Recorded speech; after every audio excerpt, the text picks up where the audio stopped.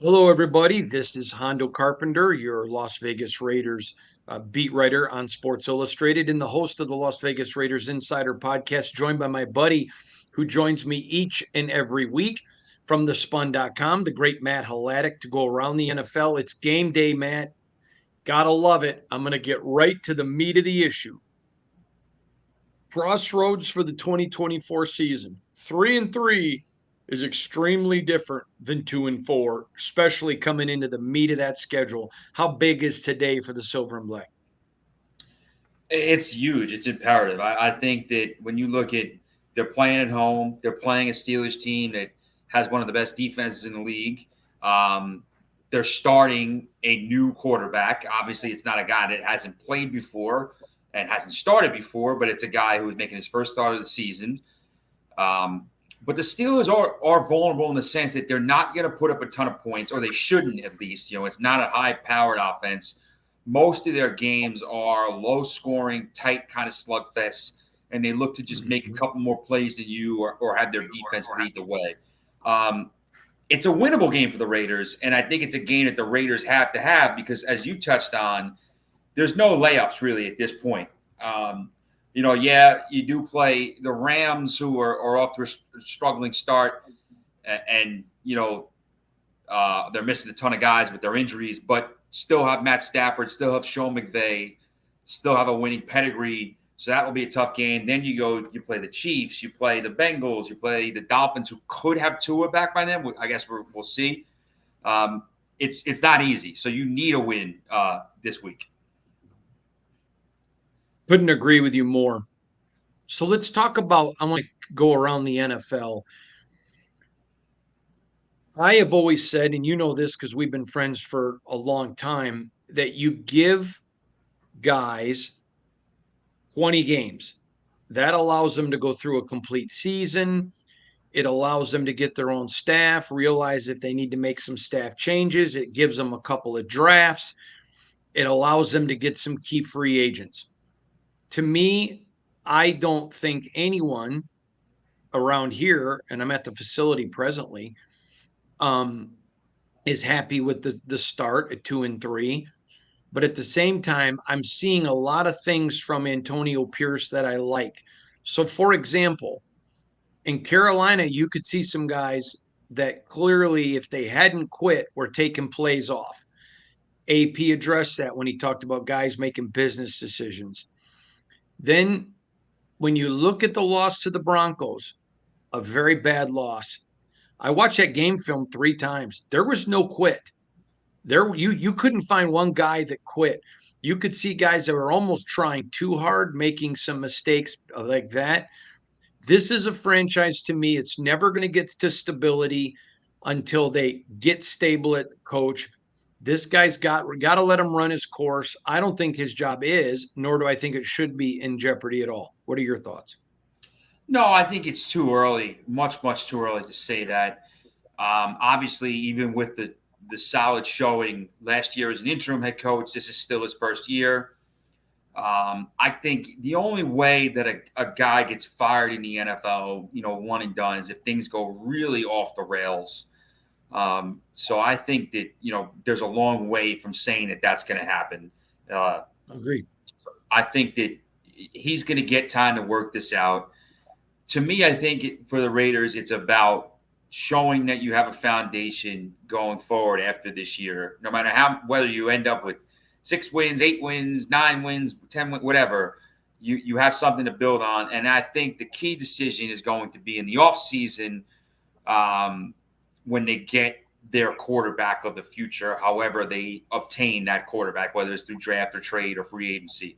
But that's several months down the line, obviously. But for now, I think that the key is to get wins, like potentially today against Pittsburgh, and to kind of stabilize things and show that, all right, we're not where we want to be just yet, but we're on the come up from where we were, and we're working towards that eventual destination.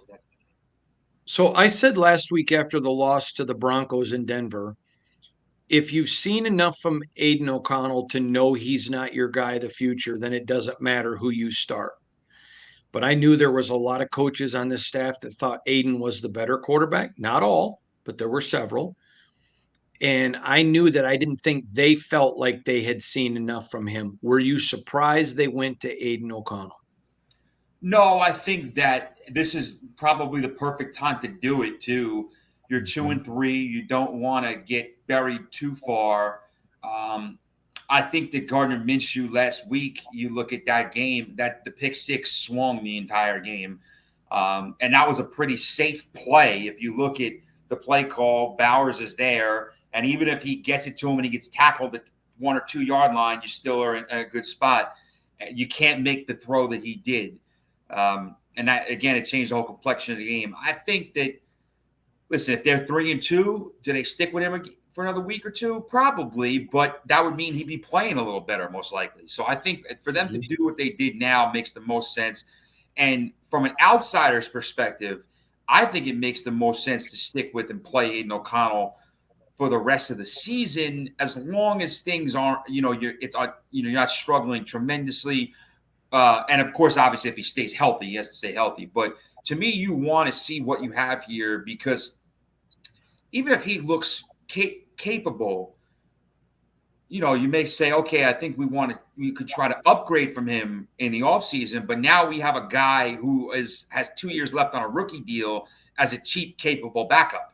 Gardner Minshew's probably not going to be with the Raiders beyond this season. But Aiden O'Connell should be. So I think this is a perfect time to see what you have in him for 2024 and potentially beyond. All right, let's talk about Saleh. And he gets canned. I know that Aaron Rodgers had some strong words for people that said he got him fired. I certainly don't think Aaron Rodgers got him fired. But Woody Johnson, I believe, came out and has admitted he talked to Aaron before he did it. To act like there wasn't a head nod from Aaron, I think is just as futile. What do you think? Yeah, I don't have the ironclad information to say what kind of influence he did or didn't have there, but I do think I find it hard to believe that there wasn't some type of notice given or some type of hint that something might be done here, because we both know Aaron Rodgers is the Jets right now. They put all their eggs in the Aaron Rodgers basket in the 2023 offseason. They got him via trade. They gave up a lot of assets to get him. They brought in guys that he enjoys playing with and working with. He's got his hand-picked OC, even though obviously during the week this week, they said Jeff Ulbrich, the interim head coach, said that Todd Downing is now calling plays for the Jets, not Nathaniel Hackett. But Rodgers brought Hackett in. Um, you know, Rodgers is the Jets. They are only going as far as he can take them this year. And if he decides to hang them up in the offseason, then it's a complete rebuild, and they're starting from almost from scratch. So for me, saying all that, it's a long-winded way of saying I find it hard to believe that there wasn't some type of conversation about the decision. I don't know. I don't think Rodgers went and said, listen, can this guy, get rid of him? But I feel like Woody had to at least run it by him, saying, listen, I think we got to make a change here. I think we got to do something, or I'm planning on maybe doing something. So Rodgers had to have some idea of what was coming. All right. I want to switch directions here for a second, Matt. We talked about this yesterday in the podcast. Wimbledon announces they're coming out with a new microchip in the balls to be able to call if a ball is in or out. There's a lot of people now in the NFL talking about the potential of that being the chain gang if a ball is in or out for a touchdown. What would you think of the NFL eliminating human element and going more digital in that way? I think that I'm okay with keeping the human element there as another system of kind of checks and balances, and as a way to, maybe at least mark where the down and distance is on the sideline so fans can see. I don't know if that needs to be digitized, but I do think that having some type of stronger GPS tracking system, more accurate, makes sense because it's crazy when you think about some plays where the measure, there's a measurement or a thing like that that goes on it, and the amount of bet money that's exchanged with bets and the amount of things that are riding on these plays in these games, and it comes down to where the ref puts the ball down and how the chain game measures. There has to be, to me, a more accurate way of doing things, a more precise way of doing things in 2024 and beyond. I think I would like to see the chain game kept in some capacity, but I do think that using, GPS, using some type of digital method is best. What do you think of Tom Brady? It looks like the ownership thing is going to go through. I'm hearing it's going to happen in the spring owners meetings is when I think those are in March. Maybe they're in February, but March, somewhere in that area. Obviously, I'll be there, but I'm hearing that's when it's probably going to go through. I think this is good for the league, and I think it's good for the Raiders. Certainly, I think. Listen, it can't. Even if he's just minority stakeholder and whatnot, can't hurt to have the most legendary, greatest, most accomplished quarterback in the NFL as there in some capacity as a sounding board or having some type of advisory role, ownership role. So I think it's good for the Raiders. I do think it definitely adds some more intrigue around the league. Again, you have to see how everything plays out with his announcing job. Obviously there'll be regulations about what he can and can learn from opposing coaching staffs, and what proprietary info they won't be able to divulge to him. So there's all that red tape and all the stuff that's got to get figured out. But I think it'll be fascinating to see him back in a little bit of an ownership role, even if it's it's a small stake. All right. I was talking to an NFL executive last week about the Tom Brady ownership. And I said to him, do you really think teams are going to be worried about him running back to the Raiders? And he said, do you not know what franchise he came from? Do you not know about all the incidents they had, whether it was filming practice, deflate gate? He was, do you really think people are going to trust him? I mean, that distaste for the Broncos, for the Patriots runs deep in the NFL, doesn't it? It does. And I think you also can't discount the fact that the Raiders have that kind of renegade relationship with the NFL dating back decades with Al Davis.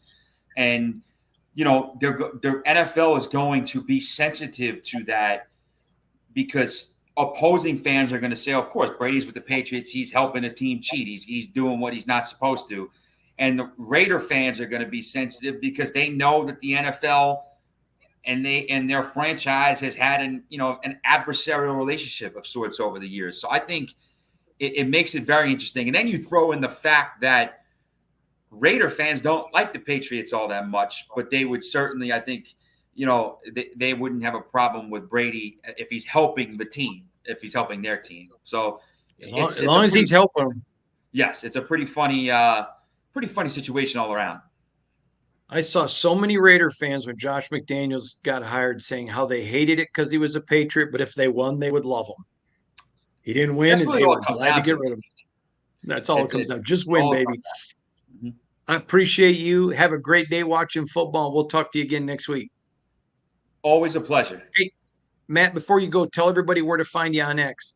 Sure. You can find me on social media, X or Twitter, whatever you guys are calling it, at Matt Hladik 919, at MATTHLADIK 919. And I'm always on there discussing, what's going on around the league, and come find me. Thanks, buddy.